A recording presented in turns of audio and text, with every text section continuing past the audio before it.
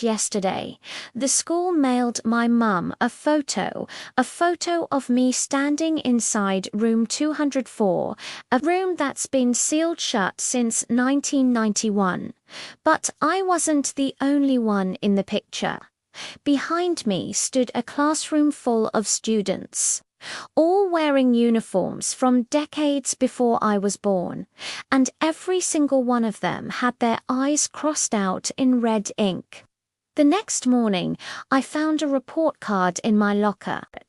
Not printed, handwritten, ink so old, it cracked like dried mud. Class, Advanced Integration Room, 204-year level, unlisted attendance. He's nearly aligned. At the bottom was a signature I'd only seen in storage boxes at home, my grandfather's.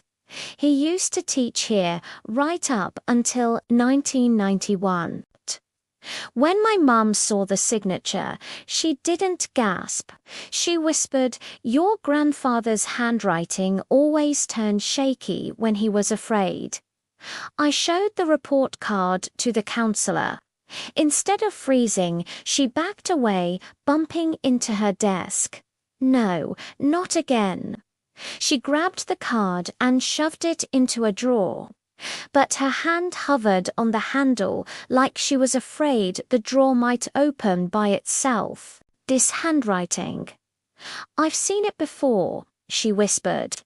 "Your grandfather begged us to shut that class down." She looked up, eyes wet. "Liam, if anyone calls your name from inside that room, don't answer.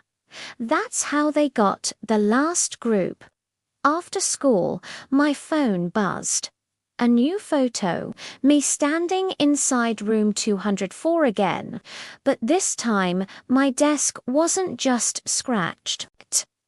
The wood was shredded, splinters soaked in something darker, not blood, not ink, something grey, powdery, like burned paper, like someone had tried to erase the desk.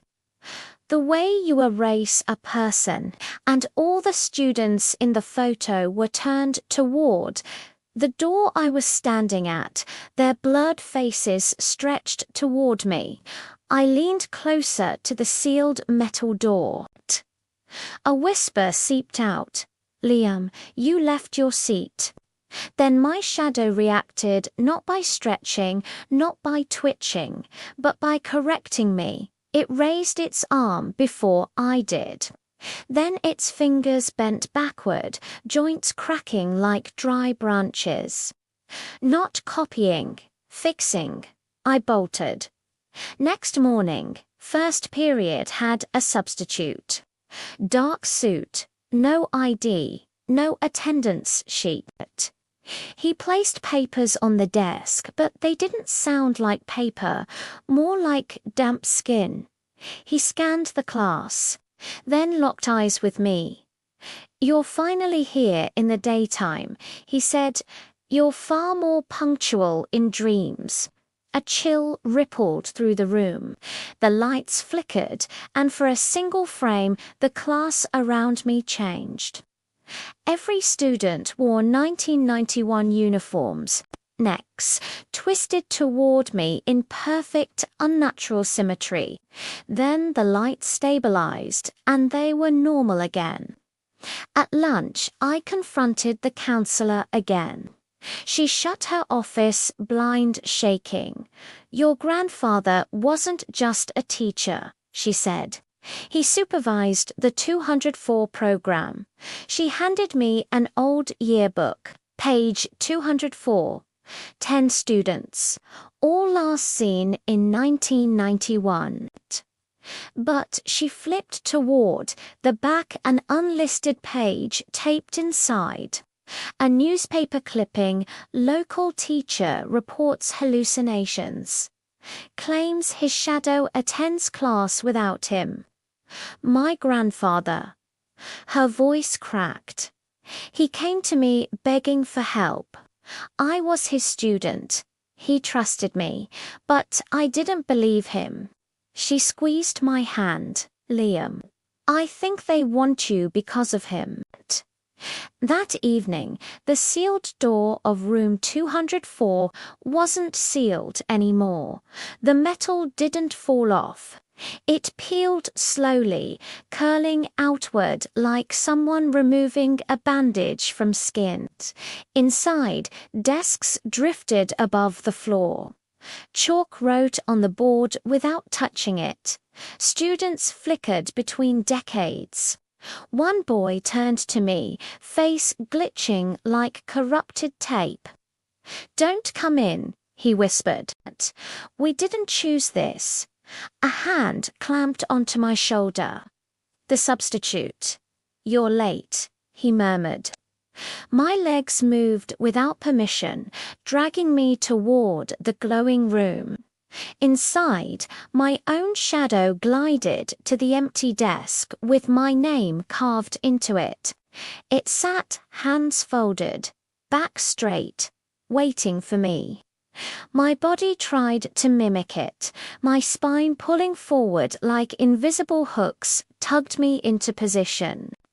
"You see," the substitute said softly, "your shadow remembers the lessons. You're the one falling behind." Voices around me began whispering, every voice my own, echoed back at me.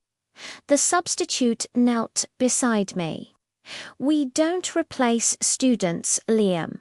He smiled gently, sickeningly. "We continue them." My shadow raised its hand. "Eager, obedient, excellent," the teacher whispered. "Your grandfather answered the same way." I woke up lying outside room 204, door sealed, hallway empty, but my palm was covered in chalk dust. My shirt smelled like old paper, my phone buzzed. A video auto-opened, me sitting inside room 204, perfectly still, shadow raised, eyes empty. The substitute's voice whispered, "Good posture, Liam. Tomorrow we begin synchronizing your voice." The video ended. Screen blackened. My reflection stared back, but something stood behind it. A man wearing a 1991 teacher's uniform. My grandfather's face, younger than any photo my mum owns. He placed a hand on my reflection's shoulder, not mine, and whispered, "Welcome back to class, Liam. Your shadow's been waiting for you." My reflection smiled. I didn't.